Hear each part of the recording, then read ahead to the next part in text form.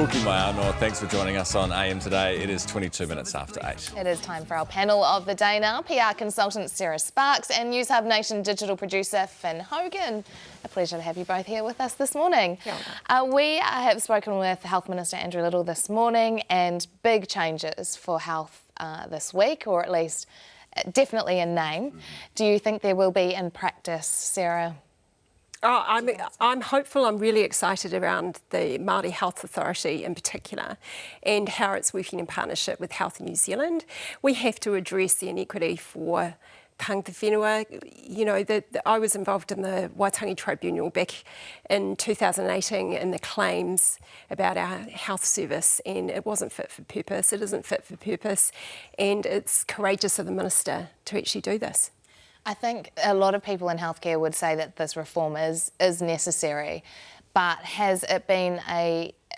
have people been preoccupied with this reform at the detriment of everyday healthcare and the problems we're seeing in terms of backlog of surgeries and wait times, all that sort of thing? Yeah, I completely agree. Look, I think everyone agrees with the stated goals of these reforms, but I don't think the government has done enough to show that how these top-level changes are going to address acute crises. You know, you've got 40% of rural GP services are facing a shortage. You've got 3,000 people in Invercargill not able to get in to see a GP.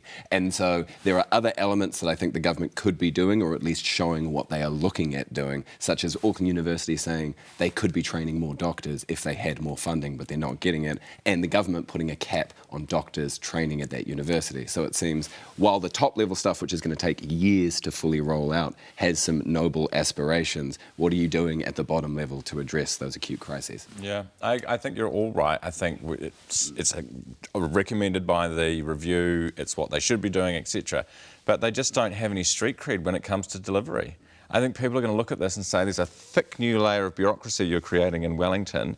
How is that going to benefit me in my wait time at the emergency department? No, absolutely. I completely agree, and it feeds into the narrative as well. If like they've been centralising power with 3 waters reforms, and this feeds into a broader issue. I think that the opposition is going to hammer them on exactly creating new bureaucracy, but not actually delivering the results. They're creating new transport plans in Wellington, but Ryan's not particularly happy about it. Well, I just think, so they're spending $7.4 billion in Wellington, which is a huge sum of money. That's almost the GDP of Fiji on this project. And you're not getting a single new car lane. You're getting walking, biking and public transport, which is great. Like, I'm not against that. But to do this when there is so much traffic on the road right now without a single new car lane, what do you think? It's time for a mindset change. We've got to look after Papatūānuku. So, you know, without pain, there won't be gain. So I believe it's a good move, and I also believe that the public transport option of the light rail is going to be great for our older people and our people with disabilities in terms of access through the platforms. So it's a complex issue, but it's a good move, and it's a courageous move again. The thing is with the mindset change, though, is even the government is saying, look, we're not necessarily going to get people out of cars. We're going to try and funnel all this money into electric cars.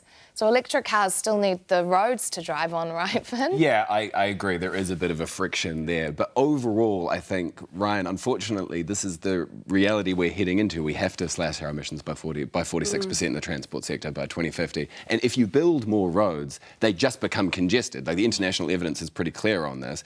Building more roads doesn't actually lower congestion because more people just drive on them. The only real way that we can free up congestion is to get more people in public transport, get people on mass transit, get people cycling and out of their cars. So actually what we're doing is we're driving people to insanity and forcing that. No, it is. And I just wish they would come out and say that. We are going to drive you, if you drive a car, we're going to drive you insane until you get a bus. Out of it. That's what's going to happen. We just have to get accustomed to driving less. Unfortunately, that is the reality that we're heading into. But don't come out and say we're providing options for Wellington. You're not. You're providing one option, which is basically public transport. But they are providing multiple options, just not the one option that you want. No. But the thing is, how many buses can you ram through a town? They get 2 lanes, cars get 2 lanes, walking and cycling gets 2 lanes, right? They're saying we've got to go to break. PR don't know if that's- consultant Sarah Sparks and Newshub Nation digital producer Finn Hogan, they're also saying stop your rant. Just shut up. Thanks for coming in, guys. Good to see you. After the break, William's becoming a military school student today and is standing by to join Vanguard's morning sign-in parade. This should be good. It's next.